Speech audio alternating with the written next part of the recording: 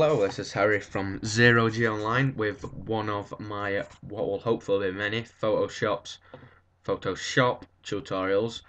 I know a lot of people when they're on Photoshop they want to make stuff for YouTube mainly, but if anything, I prefer to do stuff like landscape stuff, like more creative stuff. So today I'm just gonna give you a really quick tutorial on how to get like not the perfect, but a really quick and easy like well, not a full space scene. I'm just going to show you how to get the basics and the background stuff of a space scene.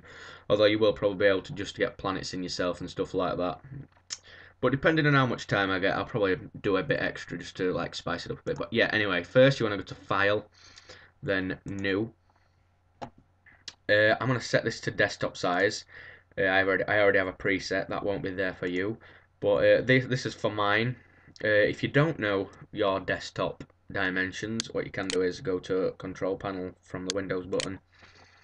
When Control Panel opens, just simply type in resolution or start to type it in, and then you can go to Adjust Screen Resolution, and it gives you all the details here.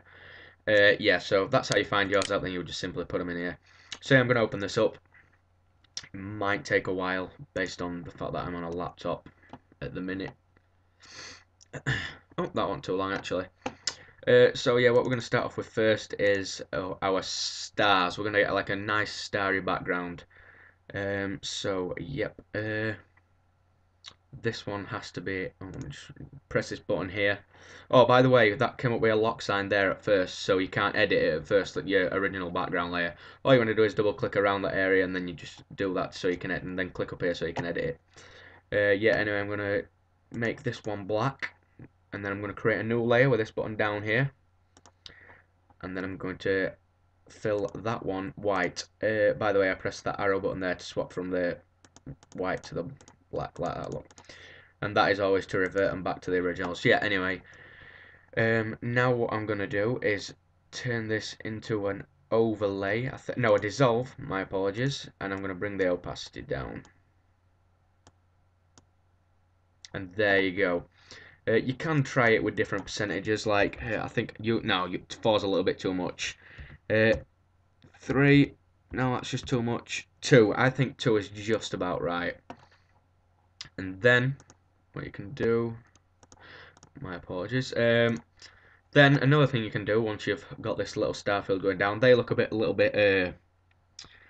I don't know, they look a bit too perfect at minute. You know, like none of them are like blurry or look like they're giving any major light off. So actually, what I'm going to do is first is go to Image, Adjustments, and Brightness and Contrast, and see if I can bring this down even more. No, this isn't going to change anything because I've used a dissolve fix. But anyway, what you can do is go to Filter and Blur. I would recommend a Gaussian blur for this one. Let's take a look. Is that giving us a preview? And it's not going to show us. It's made a bit of a difference to some of the ones that look like they're in the background, but other than that, it's not really done too much. Let's see if the fill will do anything. Aha, there we go. That's what I wanted. You bring the fill down a little bit more, as well as the opacity. You can edit these two as preferable if you want. Other people might want certain things, whereas other people might think it looks better with more. So I'm going to bring mine as quite far down, but not to a point where it starts to look empty. And I'm pleased with that. I'm going to have it on 2 and 26. Just to be an OCD freak, I'm going to make that to 5. I'm actually going to leave that one at 2 because I think that one looks just right. So yeah, then what I'm going to do is I'm going to right click the first layer, or layer 1. I'm just going to merge it down. Just going to merge these two together. So now we've just got one layer with all the stuff on. Next, what I'm going to do is I'm going to create another layer, and it should always come out on top. And I'm going to filter, and I'm going to render and clouds, and this will bring some clouds up. What you can do is press Control and J, or if you're on a Mac, I would presume it is Command J. 2 seconds, that's gone wrong. 2 seconds. There we go. I mean, my apologies, it's Control F or Command F, and you get like a variety of different styles of clouds. Yeah, you just find one that looks relatively good, like preferably one that's got a few more black spaces like this and this and this and this. One that's got a few more of them, and I'm pleased with that. It's got all this area here and then over here and a few bits over here. Yep, that one's perfect. You want to bring the opacity down to around 25. Yeah, I'm going to do it at 25. 25, there we go. And then just to add a bit of like extra features to it, I'm going to get a rubber. Oops. Sorry, my bad, forgot to select a layer. Yeah, I'm going to get a rubber, I'm going to bring the hardness all the way down, bring the brush size down, and the opacity down. And you just want to start, in some of these blacker areas, you just want to do this to get completely get rid of the clouds. In fact, I'm going to bring the opacity up, it's not doing much.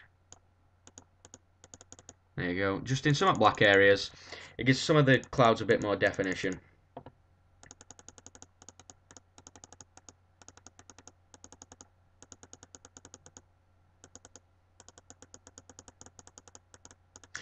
Yep, I'm just going to dot some more around here. I'm not going to do this perfectly for the sake of speed. Some down in this corner, a little more around here, and a little bit across the top. I think I'm going to leave that there. Then what you want to do is change from the brush tool. I don't know if that's just an OCD thing for me. I can't like leave it on the brush tool when I'm doing something up here.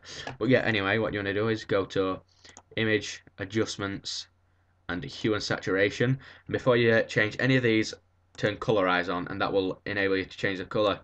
At this point, you can have this cloud, or I don't know, I think it's some sort of nebula or something. You can change this so you can get it to whatever detail you want, really. If you want it to look like it's in the foreground, you want to turn this up a lot more so it looks like it's actually in front of the stars. Whereas if you want it to be sort of like in line, you want to bring it down to about here. So yeah, I think I'm going to have an orange. Yeah, I'm going to go for an orange. I'm going to get a bit more colour. Yep, that's fine. I'm going to press OK. Then what I am going to do is I'm going to get this rubber again. No, I'm not going to get a rubber. I'm going to get a brush. I'm going to bring the size a lot further down than that. I'm going to leave the hardness down at the bottom. And I'm going to set this to white, but bring the opacity down. Yeah, it's already down. And just start highlighting some parts of this. In fact, no, I've changed my mind. I don't want it to be white. I want to have an orange brush.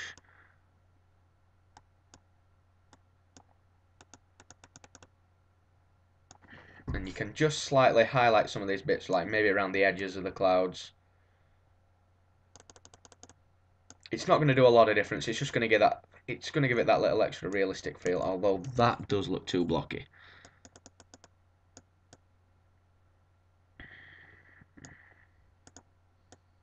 Oops.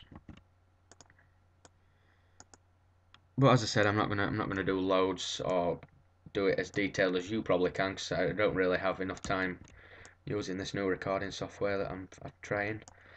Yeah, I'm just gonna leave it at that for now, I think. Yeah, I'm gonna leave it at that. I mean, it's not perfect, so I've like scattered them around a bit, but maybe I could have done with reducing the opacity a bit more.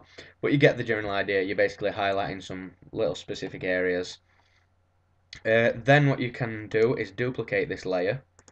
So just duplicate it. You can name it something different you want, but I just don't normally bother. And get your selection tool and hover over the canvas and press Control T, and that will allow you to transform this. And then simply hold Shift while you're dragging this to that side, and then you want to drag this to that side and realign this. And basically, what's that's done is it's basically doubled the mass of the clouds pretty much. And with this one, you might want to reduce the opacity of this one because sometimes it can be a little overpowering. You can't really see stars and stuff. It just gives the clouds a little bit more fill to the image.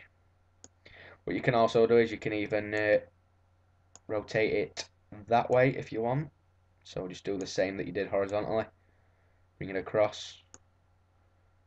Although I'm pretty sure that's the exact same. Yes, that's the exact same. So try it this way instead.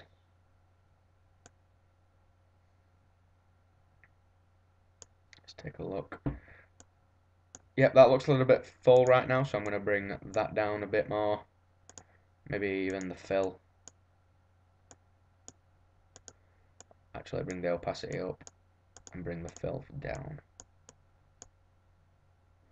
Right, I'm pleased with that. Yeah, so I've got the stars and the like space clouds or nebula. I'm just gonna quickly there we go. I haven't pressed the tick. Remember when you're doing transformations or transforms or whatever, you always want to press the tick so you can before you can do anything else. Yes, so I'm gonna merge all visible, and then basically I've got all that stuff I've just done on one layer. I'm going to bring this video to an end right now. Now I've shown you how to make the basics. This is just part one. I'll do part two, and I will show you. I'll maybe stick some planets in, do some extra detail on them, and I will show you how to use a lens flare, which is basically something you see in a lot of films. So yeah, this has only been part one. So tune in for second part. Thanks for watching.